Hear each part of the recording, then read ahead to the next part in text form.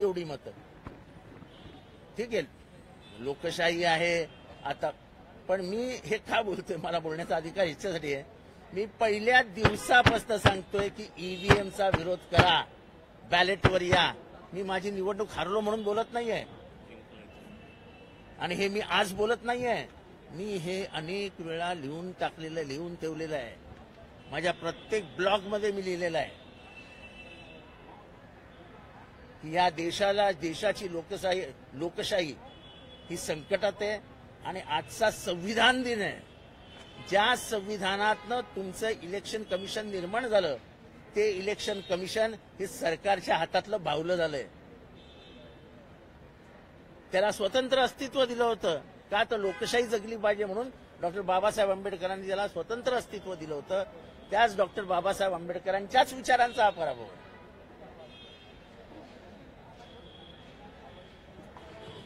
Sir Hindi में जाना चाहेंगे। हे झाले का तुमचे प्रश्न?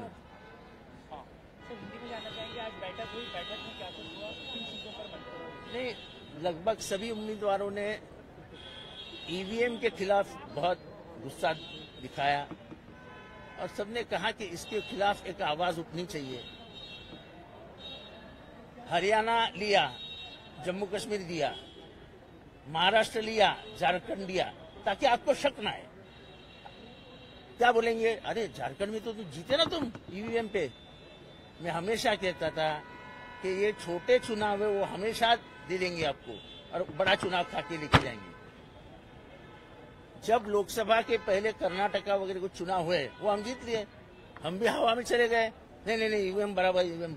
ईवीएम का इस्तेमाल लोगों को मूर्ख बनाने के लिए किया जाता है. यानी दाना डालो, पंछी लो, इधर से बड़ा हाथी मार लो. थोड़ा सा दाना डालो, एक पंछी उड़ा डालो और इधर से बड़ा हाथी खींच लो. अरे अमेरिका जैसे राष्ट्र में जो सबसे प्रगत है, उधर आज भी बैलेट है, बैलेट. तुम अमेरिका से तो प्रगत नहीं हो ना. और उधर भी 7-7 दिन काउंटिंग चलता है. ऐसी कोई बड़ी बात नहीं है कि इधर 7 दिन चलता है, 4 दिन चलता है. सर सुप्रीम कोर्ट से सिंबल को लेकर आज सुनवाई हो रही थी. सुनवाई के दौरान आपके पक्ष की तरफ से हलफनामा दायर किया गया. कहा गया है कि सिंबल को लेकर अजीत पवार गुट की तरफ से कई जगहों पर भ्रम जो है वो दिखाने की कोशिश की गई है. क्या कहेंगे? नहीं, वो तो हमेशा करते, वो हमेशा करते, उसमें क्या बड़ी बात है. सुप्रीम कोर्ट भी कुछ करता नहीं है, अलग बात है. सर ईवीएम को लेकर क्या कानूनी लड़ाई लड़ने के बारे में कोई विचार चल रहा है? देखो, ऐसा है कि ये अकेले राष्ट्रवादी कांग्रेस की बात नहीं है. सभी विरोधी पार्टियों को विश्वास में लेके एक जन आंदोलन खड़ा करने पड़ेगा. जैसे शेतकरी काश्तकारों का हुआ था दिल्ली में, वैसा एक आंदोलन खड़ा करना पड़ेगा और उसकी मानसिक तैयारी हमारी हो चुकी है. दिल्ली में आज कुछ बैठकें होने वाली है जिसमें कुछ आईटी एक्सपर्ट बुलाया गया है बाहर से, यूएस से, और ईवीएम के बारे में कुछ सोच विचार होना है. ऐसा कुछ होने वाला है? मैं दिल्ली नहीं जा रहा हूँ ना. मेरे को साहब ने गाड़ी में बिठाया, तो मैं कैसे बताऊँ आपको क्या होने वाला है. बता सकते हैं अगर हो रही है इस बैठक? अरे मेरे को कैसा मालूम रहेगा बाटकर जी.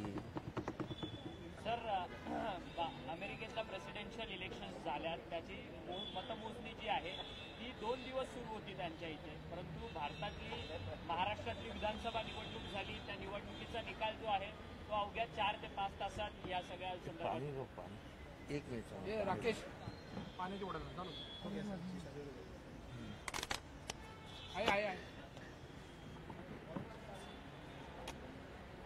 असं आहे की आपल्याकडे सुप्रीम कोर्टामध्ये ईव्हीएमची लढाई चालू होती.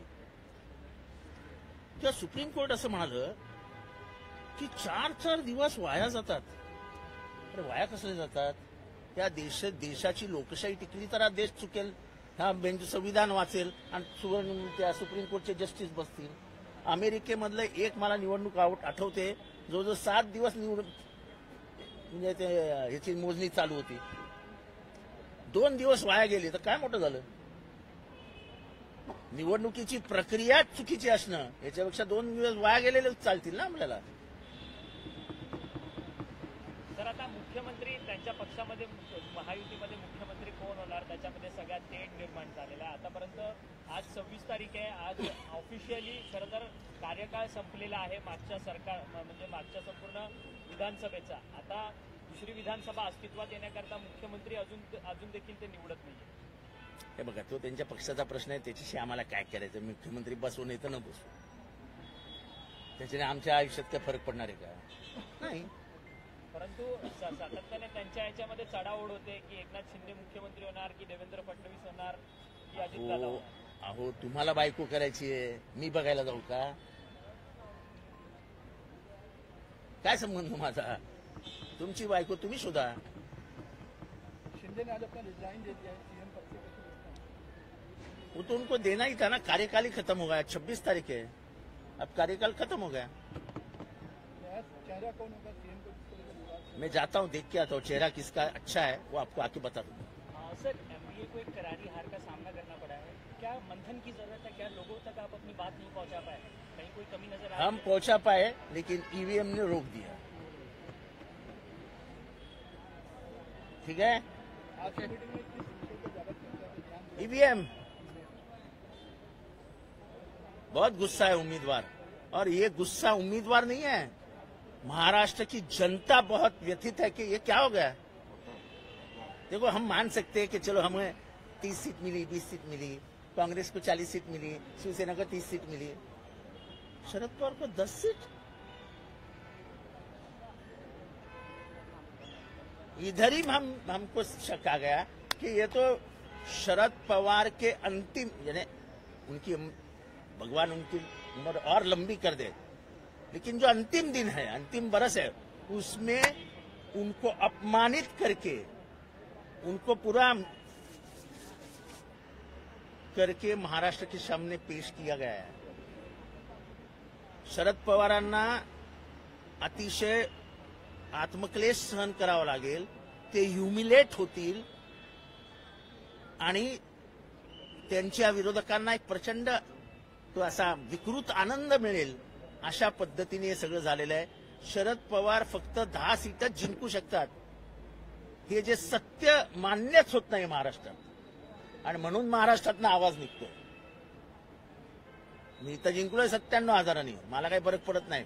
97,000 जिंकलो असताना पण मी म्हणतो की आमच्या इथे हे लफडं आहे का. माझ्या विरोधातला उमेदवार होता, त्यांनी मिठाई आणून ठेवली होती, त्यांनी फटाके आणून ठेवले होते, त्यांनी ढोल ताशा आणून ठेवले होते, सगळी तयारी करून ठेवली होती, आणि प्रत्येकाच्या तोंडात एकच होतं, आम्ही 13,000 जिंकणार, आम्ही 13,000 जिंकणार, आम्ही 13,000 जिंकणार. ते झालं ते झालं, पण एवढा कॉन्फिडन्स येतो कुठनं? म्हणजे माझ्यासारख्या माणसाला 6व्या फेरीपर्यंत धुकधुक होत होतं. हे जरा म्हणजे काय कळायलाच मार्ग नाही. म्हणजे मी एक असा किस्सा ऐकलाय की हे टीव्हीवर सांगू नये, पण एका उमेदवाराने एका सत्ताधारी पक्षाच्या वरिष्ठ नेत्याला फोन केला की मला 5 कोटी लागतील. तर त्या वरिष्ठ नेत्याने सांगितलं, अरे 5 कोटी ठेव घरात, तुझं काम झालेलं आहे.